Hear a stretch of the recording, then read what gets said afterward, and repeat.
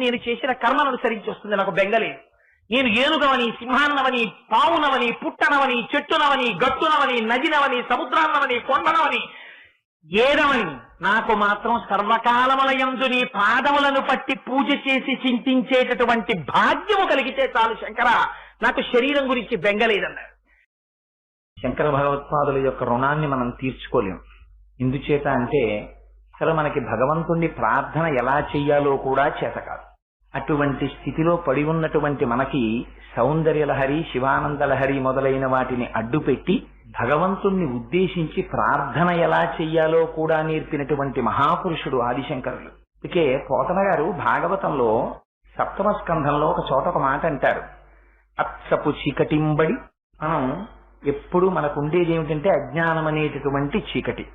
అందుకని అత్సపు చీకటింబడి విషయ ప్రవిష్టులై సచ్చుచు పుట్టుచున్మరల చెర్విత చెర్వినులైన వారికి జెచ్చెర పుట్టునే పరులు చెప్పిననైన ఏమిచ్చిననైన నిజేచ్ఛనైన కానలకు ఎగిననైన హరిప్రబోధములు అంటారు.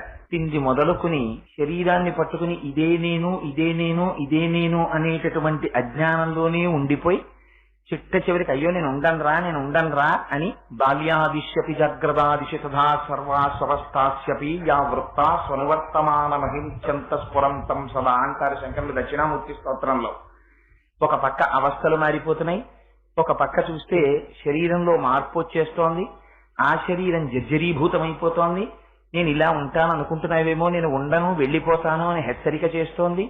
అయినా కూడా ఇంకా శరీరాన్ని పట్టుకుని పాకులాడుతూ ఇది ఉంటిపోతుందనేటటువంటి తాదాత్మ్యతతో జీవితాన్నంతటినీ గడిపి తొట్టతొన ఏదో ఒకనాడు కొంప ముంచి ఇది వెళ్ళిపోయిన తరువాత ఇంకా ఇల్లు చక్కదిద్దుకోవడానికి కాలం లేదు కనుక, ఆనాడు వాడు చేసేది లేదు కనుక ప్రారంధం ఏమిటి సంపాదించుకున్నాడో దాంతో మళ్లీ తిరిగి పరమేశ్వరుడు నిర్ణయించినటువంటి అనేక యోనులలోకి ప్రవేశిస్తుంటాం.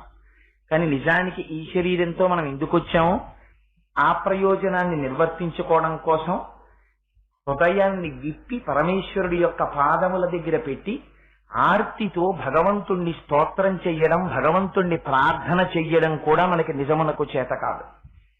అందుకని ఎలా ప్రార్థన చెయ్యాలో నేర్పారు శంకరాచార్య మనకి సౌందర్యలహరిలో.